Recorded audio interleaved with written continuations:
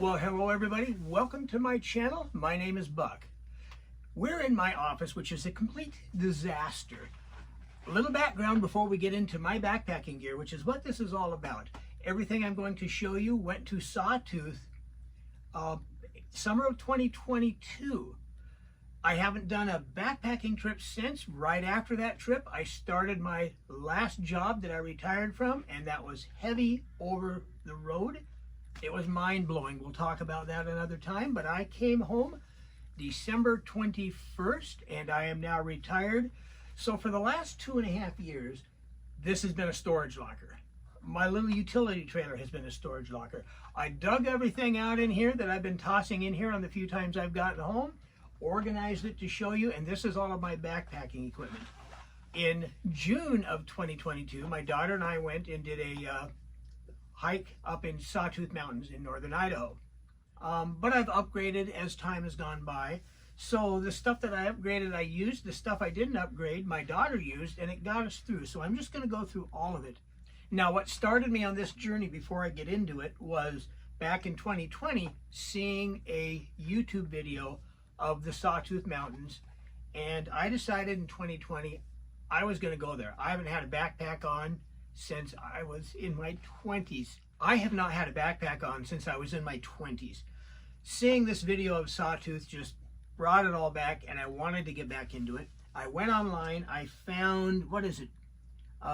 Gear Test Outdoors. I don't know if he's still putting videos up, but he had one on base backpacking equipment for $325, like a 15-pound pack weight for your base gear. That left room for food, clothes, and all of those. And I went with that as a boilerplate, and I started shopping, and then I've upgraded a few things. So we're just going to start at the beginning. I've got a list on my whiteboard out of sight to keep me on track. And down below, I have pretty much what I paid for everything and how much it costs today and what I've upgraded through the years. I might be missing a few costs. I'm going to go into this telling you, though, I'm not a big Amazon guy, never have been. You're not going to see a whole lot of Amazon links in my stuff. I'll get into that as I go through this. I'm old school. I like seeing, feeling, touching, knowing what I'm buying. So most of this stuff I handpick. Cabela's shopping sales, REI shopping sales, Walmart shopping deals. I did order a few things from manufacturers direct, and we'll get into that as we cover it. But let's start with the big three, which would be your backpack, your shelters, and your sleep system. And we're going to start with the backpack. Now in the video I watched, he had a 4-pound backpack, so I set that as my maximum weight. And that one was $85, and it had pretty good reviews. And when I was going into Facebook groups, Reddit, forums, and looking for recommendations, I kept hearing one thing for a newbie going into backpacking: start with Osprey. And I did. This is an Osprey Rook 65. I'm going to take the rain cover off and show it to you here.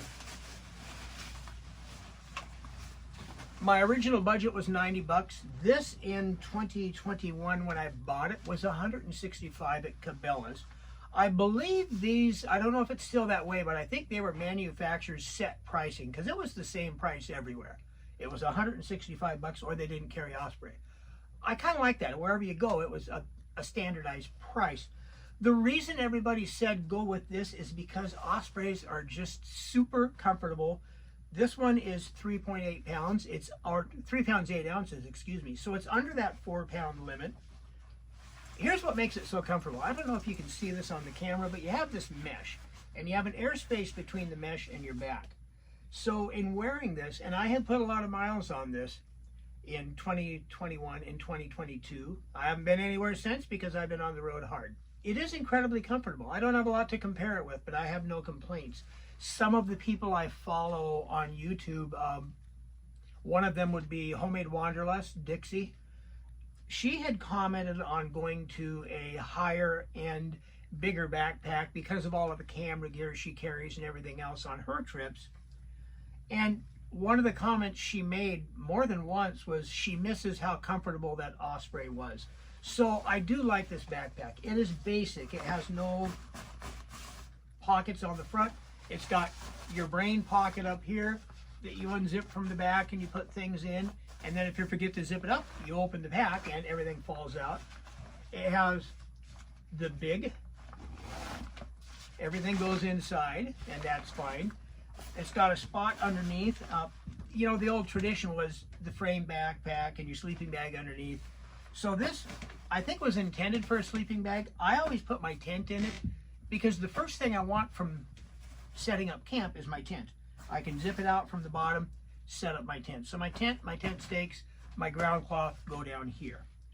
But this pack, rather than go to another pack, it's got a couple of options, or I have a couple of options.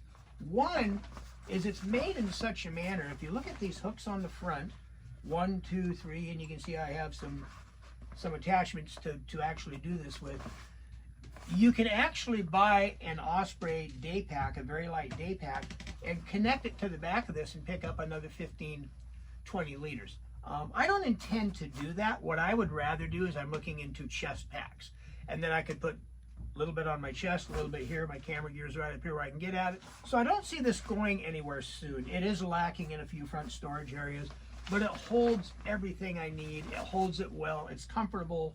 When I take it off loaded, I can stand it up and it'll stand. You do have a couple of side pockets here. This has gone up, I think, to 189, and Osprey has changed hands since I bought this. The original family owners sold it. I haven't heard any complaints of the new stuff, but I know this system is a little different. I was looking at Cabela's and just kind of comparing the differences. I like this. I do believe I will be staying with it. As far as the Rainfly, I only use it for storage. The backpack's going to get wet.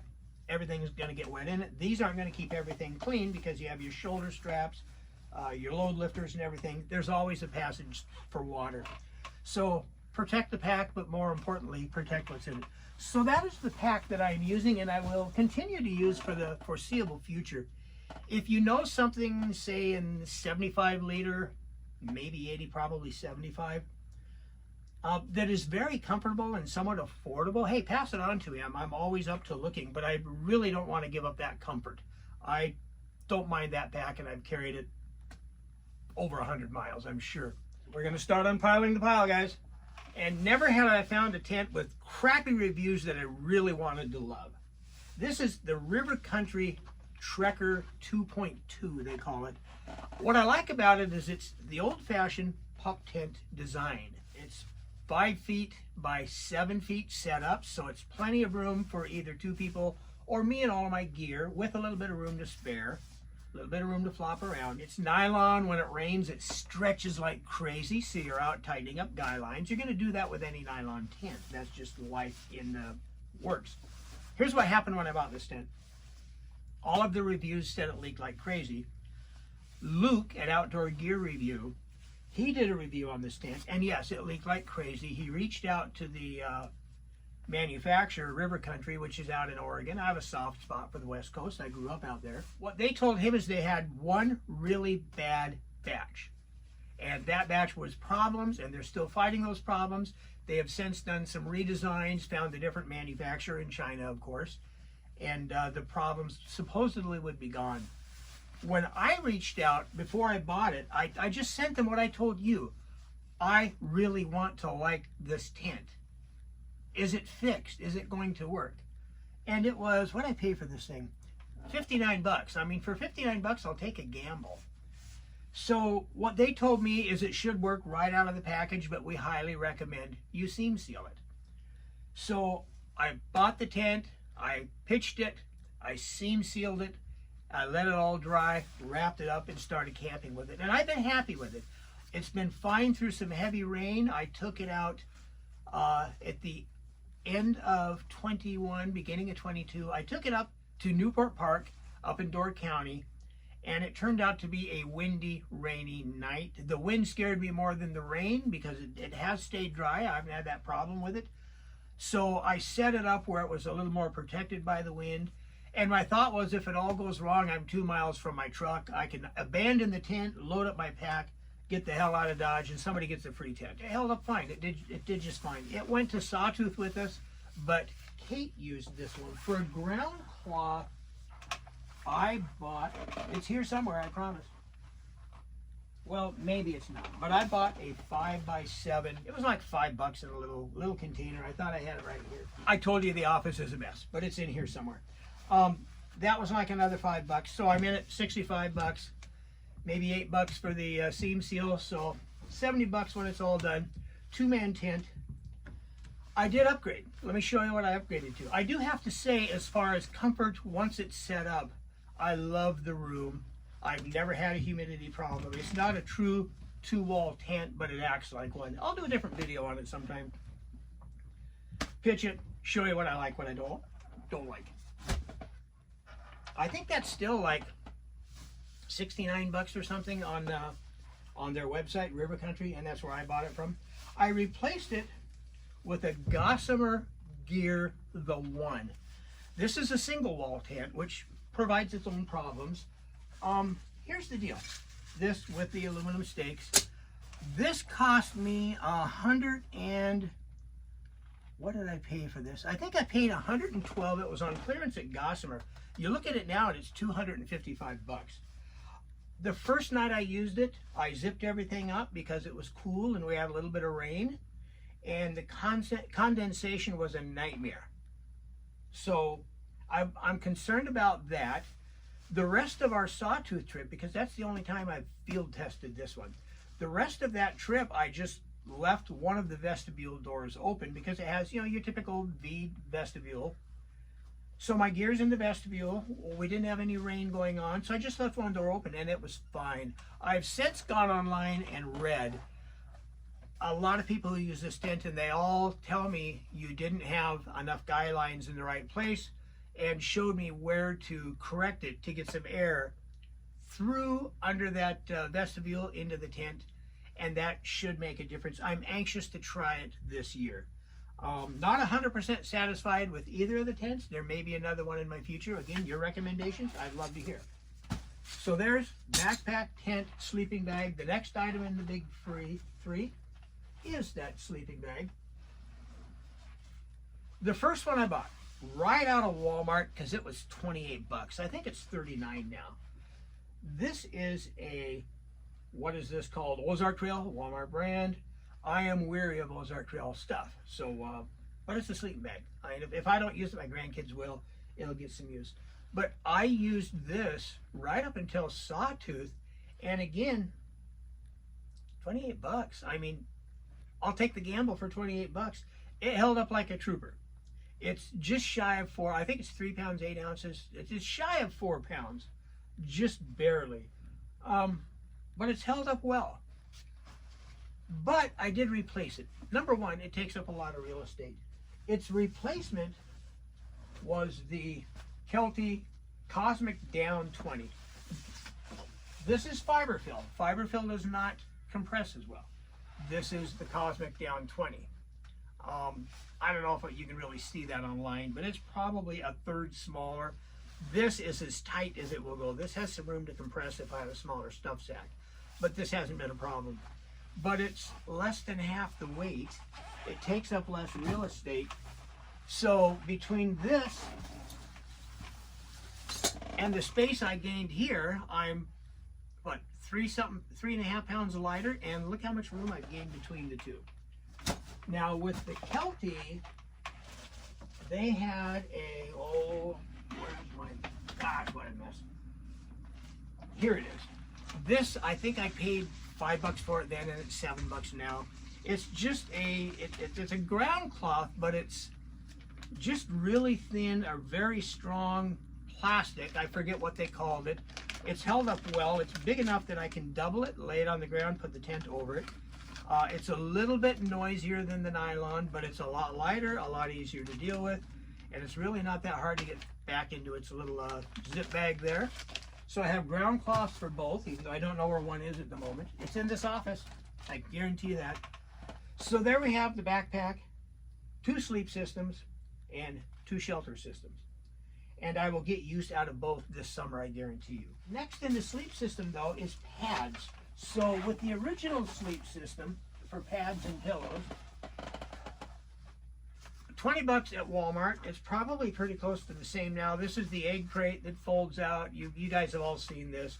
You just strap it onto the back of the bag or under the bag or whatever. I just strapped it vertically to the back of the backpack. Kate had it on the bottom of hers when she used it. It's a little wider than the backpack in use, so you got to kind of watch where you go. Vertical is always a little bit better. How comfortable is it? Subjective. You know, you're not too far from sleeping on the ground. It is a little bit better than those blue foam rolls, so I'm pretty happy with it. I had no regrets. That's what I started with. And then for a pillow, again, this was like $5 at, I'm going to take this out and show you guys this. It's just a cheapy little fiber fill, pretty minimal, but it is a pillow. I can fold it in half, put it behind my head. I generally try and sleep on my back and feel miserably, but it got the job done. So when I bought the Kelty, and then the next thing I upgraded was a air mattress. This again came from River Country Products. I like this. This cost me, where's that air mattress? This was about $42, I want to say, and it came with this pillow. I'm not going to take this out because it's just a silver air mattress. It does have an R factor of like that one. I don't know if I can get that one anymore. It was in the twos, like 2.2 or something. I'll tell you what though, for the money it was good. It came with this pillow, and I'll tell you what's unique with this pillow.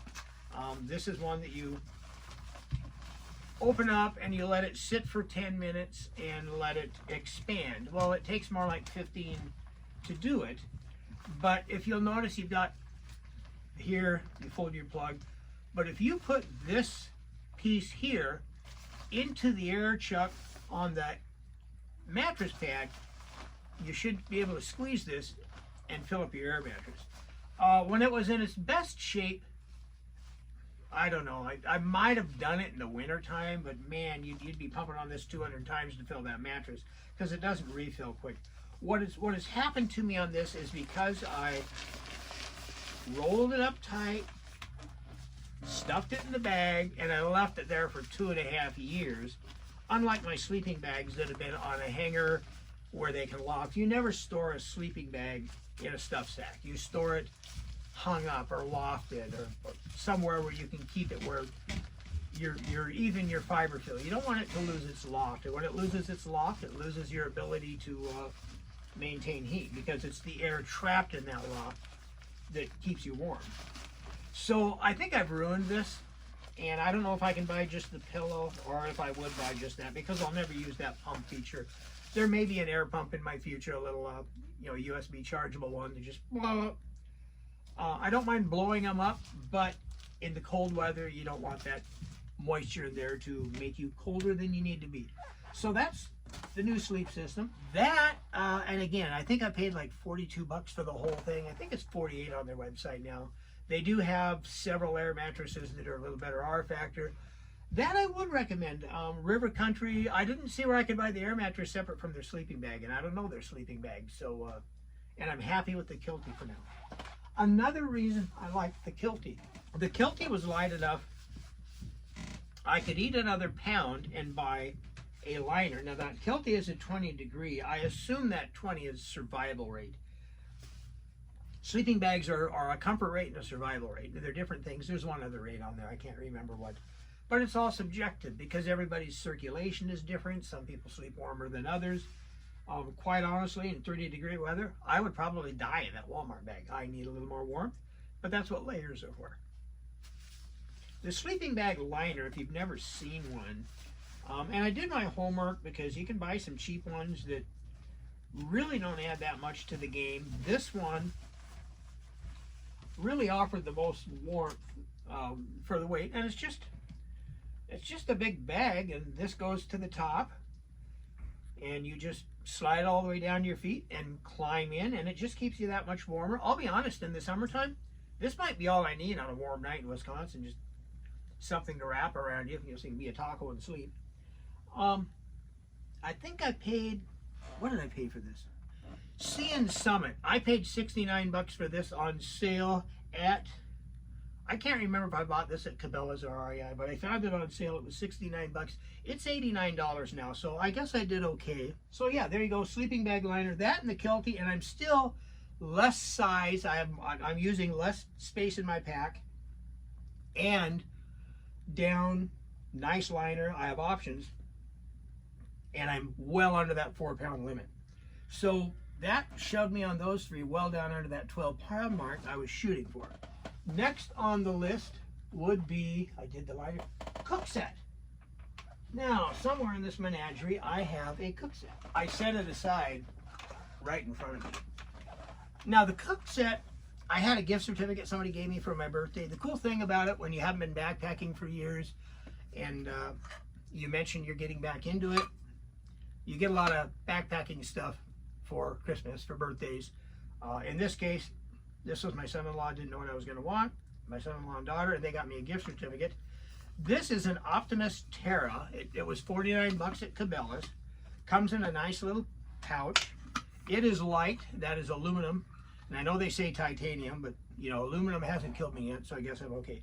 It comes with, this is supposed to be a fry pan. It's awfully small. I wouldn't want to try and flip an egg, but you know, it'll get the job done. If you're going to brown some burger or something, whatever the case may be, maybe you catch a fish, slice it in little pieces. I don't know. It also comes with the lighter I threw in because I want to be able to light my stove. It also comes with a bigger saucepan with a pork spout. Most of what I've done with this is heat water. Breakfast, I want coffee. My general rule while I'm out is the only thing I want to heat in the morning is water for coffee and maybe for freeze-dried. I haven't gotten fancy and packed my own food yet. This also came with the $49 kit. And it's a nice little, you know, your typical one burner, screw it on top of the gas can and go to town. And this is the propane butane mix. I like these with the propane works better when it's cold than butane. So the mix of the two, it helps. The Jetboil seems to hold up pretty good. I've used this every trip I've gone on. It's with one exception, and I'll get to that. I'll put all this away later. You don't have to watch. I bought this on Amazon, and I actually bought it after I had this set. I just wanted a redundant set for my daughter and I when we did Sawtooth. This one was about 14 bucks. Again, this is one of the few things I just ordered on Amazon. And there it is. It, again, just screws right on there. It's a little different in how it opens up. You spread out the 4 legs and flip the little arms out. And it's not the highest quality, but it gets the job done. And then you set your pan on top of it, do your cooking. I don't like this surface as well. What I do like is it has its own igniter, so that makes things a little bit easier. You're not lighting the match and getting it close or any of that, but that's never been a big deal. So it wasn't a game changer. I just wanted to see what 15 bucks got me, and I wanted us to have 2 stoves out camping. So there's that one. Here's the big difference. When I put this one with the lighter, with the stove, with the 2 cups, and put it all together in this bag, the whole set weighs less than this. And that's because at the center of this is this big solid brass coupling, and that's all of the weight of that thing right there. Will it go with me on the trail? Probably not, but it'll be a backup. I have a plan B if I need it. These things should last you a long time unless you just plain old abuse them. Next on the list, and this is important because both of the tents that I have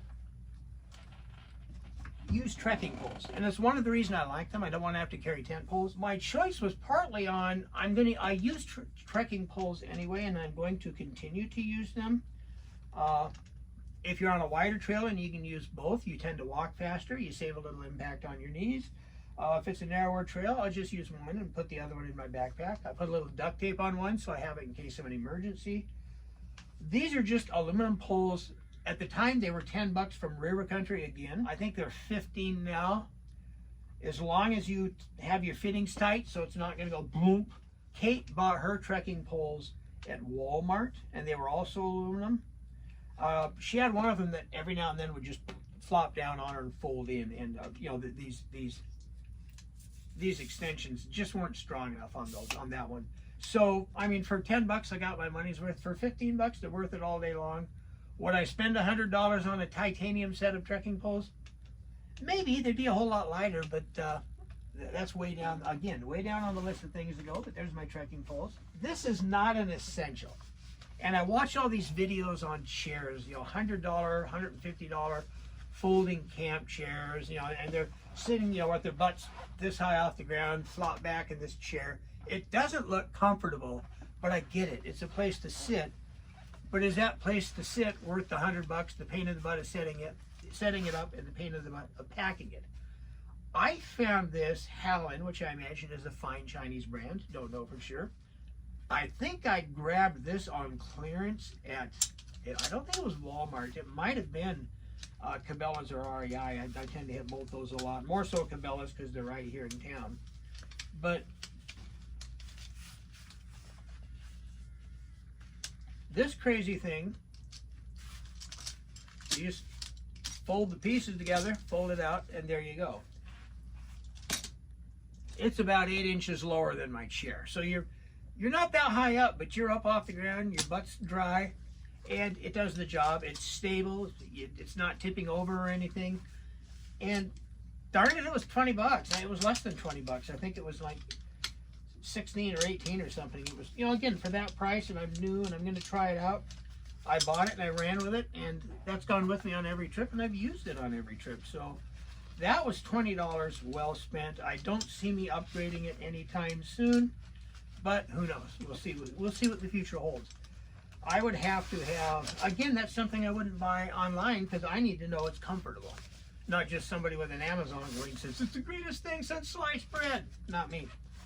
So there's the chair in the pile. Next on my list, it looks like beer can with my great writing, but it's bear can. Idaho requires, for sawtooth anyway, a bear canister rather than a bear hang. The point of the bear canister, these things are murder to open. I stick a credit card in there, slide it open, it goes right open. A bear cannot open this. You can fit your food in there, and then instead of ripping my already damaged left shoulder, throwing a bear hang, I can put my food in here, and as you're using up your freeze-dried food, whatever the case may be, you put the wrappers in here, and you have a place to pack out everything you packed in, and you're not worrying about a bear climbing the tree. What you do with this is you take it at least 50 yards away from your camp, you hide it in the wedge of a tree, you bury it under rocks. I put the orange duct tape on it to make it easier to see. I've used this on all of my trips here in Wisconsin. In Sawtooth, this was $52, by the way, and it weighs 2.2 pounds, so it's a hit on weight. There's some that are a ½ pound lighter, 3/4 of a pound lighter, but they might not be as big, and they're a whole lot more money. The thing I like about some of the other ones is they're shaped maybe a little more conducive with strapping them to the outside of your pack. This one I put inside, and again, it takes some real estate, it's heavy, but they can't get in it. On our second day in Sawtooth, I took this that night. We were camped off the trail on the riverside. So the river was 50 yards away, 40 yards away. Trail was 15 yards away and maybe another 40 yards on the other side, 2 of these. And I put them on the ground where there were a lot of rocks, covered both of them in rocks, a good 30 feet apart. And the reason for the rocks isn't that bears aren't going to find them under the rocks. It's that when they're shuffling the rocks, you can hear them and yell. And I did hear during the night, because we did see our first day, we saw 1 bear. The third day after this event, we saw 2 bears. But I heard the rocks fumbling during the night. I got out of the tent. Again, I sleep with the vestibule open, so just unzipped the screen, shined my light up. I didn't see anything, but the rock noise went away and I never heard anything again. I went in the morning to get both of our bear cans.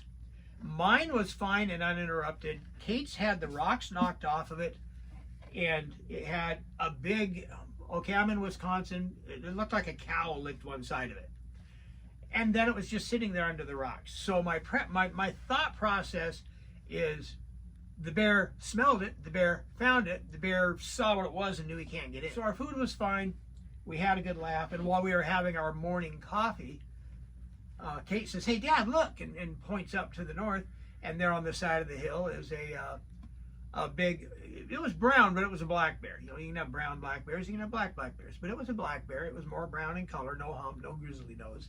That's not grizzly country up there.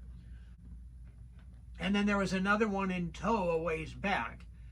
And I just yelled, "Hey, bear," and you know, they turned around and left. They don't want anything to do with us. But the bear canister works. I'm committed to not doing anything on my part to relate bears to dinner. And that is the problem with big areas like Yellowstone and those. You have stupid campers who keep their food in their tent. You don't keep your food in your tent. You keep it away. You don't cook near your tent. You cook away. Just basic rules to try and separate visitors in their territory to food in their territory. So again, I'm an advocate of these things. I will continue to use it. Maybe down the line I'll buy a lighter one that will attach outside the bag, because that's a lot of real estate inside. Bear spray. A lot of people in Wisconsin don't even take it with them. My thought process is, when you need it, you need it. There's nothing that's going to help you if you don't have that. And if you say a firearm, nearly every encounter with a firearm, you're still going to get mauled, because a bullet's not going to stop him. It's going to slow him down. Then you might have the responsibility of answering to government entities that you killed a bear, especially if you were somewhere that required bear spray and you didn't have it. You also have, if you're in a national forest and you discharged a firearm, you just created a crime. I'm a fan of these. I'm going to stay out of those should you or should you not carry. Not my fight, not my monkey, not my zoo. But to go out without bear spray, I think you're just foolish. I bought this in 2021, so it's 3.5 years old. I don't know how good it still is. I have to do some homework. But if I have to replace it, it'll make a nice YouTube video just discharging this one. If you are going in heavy bear spray country, Cabela's and many other stores, you can buy, because these are like $50 for a good brand with the holster. Don't keep it in your backpack. Keep it where you can grab at it. Anchor. I brought both my, I have a 10K charger and a 20K charger. The 10K charger was under $50. This one was a bit more. I think it was like $6.79 or something. It's a little bit lighter than most 10Ks, but it's still stout. Anchor makes good stuff. I took both of those with us, and again, using AllTrails on my phone, I wanted to be able to keep that charged, put it in airplane mode, go to town. AllTrails Premium, which is like $15 a year. Now you can download the maps. So now when you're out on the trail, you can put it in airplane mode, uses a whole lot less battery, and it'll satellite give you the trails. So every now and then you can stop and see your progress, where you are. If you have camp spots or something bookmarked in there, you can see how far you are from them. So keeping that charged was always an issue. But yeah, you always want something for a charge block. Contractor bags. I was talking about keeping that gear inside your backpack dry. Contractor bags, these are compactor.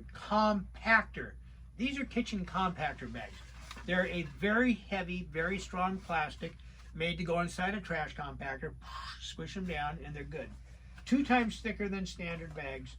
18-gallon bags, 30 bags. I don't think I paid $20 for this thing, and I've got a lot of them left. I've got a couple, 3 uses out of them a couple of times. Just line your backpack with that bag, put all your gear in it, and then roll it up in the top so it's not going to get wet. Now, I stress tested that theory when I fell on one of our water crossings and got soaked. And the bag went under with me. Everything in there was dry. The only thing I had a problem with was stupid me. I put my smartphone in the brain pocket on the top, and I didn't protect it. So the smartphone was off. Luckily, that was on our way back, not our way out. So the first place we got to, I bought some rice, put it in a container full of rice, let it sit for a day and a half, and that was a month after I got a brand new iPhone 13. So I'm grateful that that trick worked. I'm still using that same phone. I learned my lesson there, because what I didn't have was something waterproof to keep my phone in when I was doing something like a water crossing where there's some risk. Now here's the catch with rain gear. You can either have a rain jacket and then your backpack outside, but then how are you going to keep your backpack dry in heavy rain, knowing that even if you put that rain cover on it, water's going to get through? Everybody says the same thing, and I'm not going to call them liars. I'm not going to try it. That's why I have the contractor bag inside. I would still put the rain fly on, But my thought with the poncho was now I can just put the poncho on and it covers me and the backpack. Granted, the back doesn't go down as far. You can get different size ponchos. We started out with, I think these are really cheap low-end Frog Togs. They were like $5 or $6 a piece at Walmart. Kate and I both got them. The only downside is they snap on the sides. Those snaps aren't all that great, so they come off. You're still going to get a little bit wet. If the wind was high, you might want to just stop somewhere and wait it out. But they got the job done. I have a full set of nicer Frog Tog rain suit, pants and jacket, breathable. I have used that a lot this summer. I've been doing concert tours for the last 2.5 years. So when you're doing a load in or a load out, you have to be out there watching trucks, swinging doors, and doing all the things we do, getting in and out. You're going to get wet. I put those Frog Togs through the test, mostly in warm weather, and they breathe very well, and they still kept me dry. I don't have them down here, and they're sure not going to pack up that tight. I need to see how tight they'll pack up and decide whether I want to take them with me or just hang on to this. So the verdict's out. I'll let you know. Another thing I took with me, and this was just for a little extra storage room, and I didn't pay for this. It's a decent brand, Kamoth, and it's just a little fanny pack. And again, it was in a gift package somebody gave me of stuff to use. And I'll tell you what, it was handy because I could put it up front. So when we head out in the morning, I have my water, I have a few snacks. I have everything I need in here without having to get into the backpack. So that was handy. And again, if I do a chest pack, I probably will not need this. Their website says this is waterproof. I haven't tested it. I would call it very heavily water resistant because no matter how well of a flap you put over a zipper, you still have a zipper right there.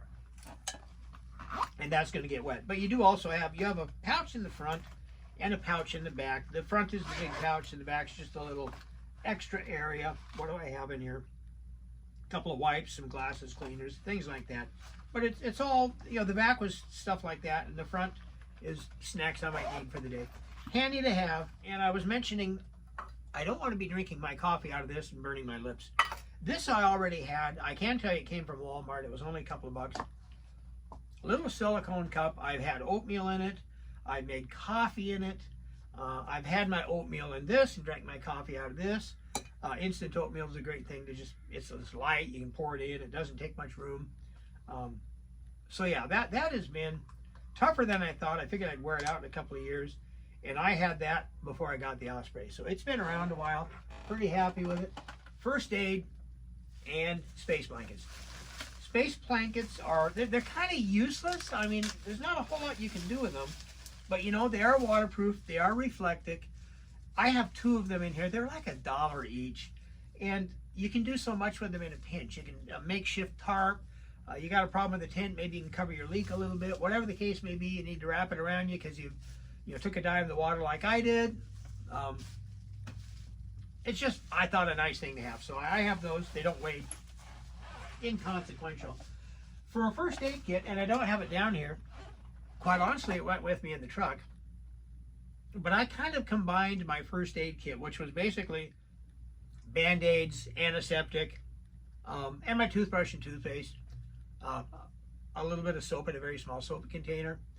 And that was really all I had. In hindsight, knowing what I know about first aid and emergencies and listening to stories of backpacking trips gone wrong, I would like to have just a little bit more, not a big full-out med kit or anything, but I'd like to have a way to apply a tourniquet, have at least a plan in place and the stuff in my pack to execute the plan to pad and pressurize and stop a major bleed. If you cut an artery in your leg or in your arm or something, direct pressure. If you need to, you can tourniquet. Now, you have ways to go. So I'd like to have those options in the future. So that we'll talk about that at some point, and I'll update that. A little better first aid kit. Water filters, Sawyer Minis. These go right on the top of a what do they call it? Smart water. So you buy yourself a couple of bottles of Smart Water, and as you deplete them, you refill and then run the new ones through the filter. The way to do this is to squeeze one bottle into the other filtered, because they say you don't want to drink right out of the end of this. Why, I don't know. It hasn't killed me yet, but that's what they say. I just drink out of the end of it, because then I have 2 1-liter bottles in my pack at all times on hand. This is the InReach Mini 2, and for those of you who don't know what these are basically a satellite communication device. They're done by Garmin. There is a fee for these. This was, I think I paid about $329 for these. You can pick them up for about $300 now. The InReach Mini you could get for $200. The Mini 2 did a few more things, and I liked the features it had. You can pair it up to your smartphone and do everything through your smartphone. But the Mini 2 is much easier to, if you don't want to pair it with your phone, you can send a text from this device. You can read a text to this device. This gives you 2 things. Number one, and all at a cost, because you have a monthly subscription for this. The nice thing about Garmin compared to its competitors is you sign up, you pay an annual fee. I think it's like 25 or 30 bucks, but you pay that every year. And then you have a monthly subscription based on the use you need according to their website. And when you don't need it, cancel your subscription. It's a month by month. So I could turn it on and pick out my plan for July or for June, because that's when we did Sawtooth. Now I have the ability to send and receive texts. Now when you send a text, it's satellite, so it might be 30 minutes or so before somebody gets it, but you can send a text. When you send a text, your limits are what you send from here, not the receivers. So you can have a group text to, like in our case, I think we had a group text to 4 people. So I could send the text. You just have to tell the people, do not answer that text. And let them know ahead of time. Unless it's an emergency, don't answer the text. I can see that you got it, because you'll send the text and it will show you when they've received it. The catch is they charge you by text. So if you sent a group text with 4 people on it, a text, and all 4 of them just sent you back, got it, you just ate up 5 of your texts. And you only get so many in the plan, and we had a very small plan. So our rule was, I will text you at the beginning of the day, and I will text you at the end of the day. Don't answer the texts. We know you got them. And if you want them to answer, send it to the person you want to answer with a question mark. And you can even put please answer. There is a limit to the size of the text, but it's ample. There's not a problem there. The best thing about this, though, is if you get in a pickle, you got a button here on the side that says SOS. And it's well protected. You're not going to hit it by accident. You've got to pull a cap open, and there's the SOS button inside that cap. You hit that SOS button. When you set this up, you put a list of contacts first and second for Garmin. You send that SOS button. First, they will alert who you put on the list, and if they answer, this is what their plan is, and just so you know. But they will send rescue out for you. So if you have that severed leg or heart attack or whatever the case may be, you have a way to get rescued rather than lay up there and die. Rescues aren't free. You can buy trip insurance for that, or you can take your chances. But I felt at my age and my point in life, I owed this to my family to let them know, hey, if there's a problem, I get help right away, and I'll let you know where I am at the end of the day. Here's the other catch with this, is I'd show you my iPhone, but I'm recording on it. I don't know how valuable this is going to be in the future, because iPhone is now coming out with satellite texting. What I don't know is if there's an SOS function within that satellite testing. Because I would think from their system here and the way they work, if somebody knew exactly where I was via satellite and called whatever state forest office I was in or the state police, hey, my husband, my wife, my son, my daughter, my mother, my father, they broke a leg, they can't move, they fell off a cliff, whatever the case, they need rescued, I have their exact GPS coordinates, you're going to be able to get somebody on it. So, I don't know, maybe the iPhone will replace this. We'll have to wait and see. That is the wrap up of what I have. I'd love to hear your comments, your criticisms, your thoughts of things in the future. I don't plan any long backpacking trips this summer. This summer is going to be some road trips we'll cover, some stealth camping, a few backpacking trips right here in Wisconsin. I don't know if I'll venture out of the state. We'll see how the summer progresses and how the channel progresses, because part of the reason I'm doing this is so I can fund some outdoor fun for all of us. So with that, hey guys, please hit the like and subscribe. We're going to do a road trip on the next one, do a little stealth camping. You'll like it. And I will see you all next week.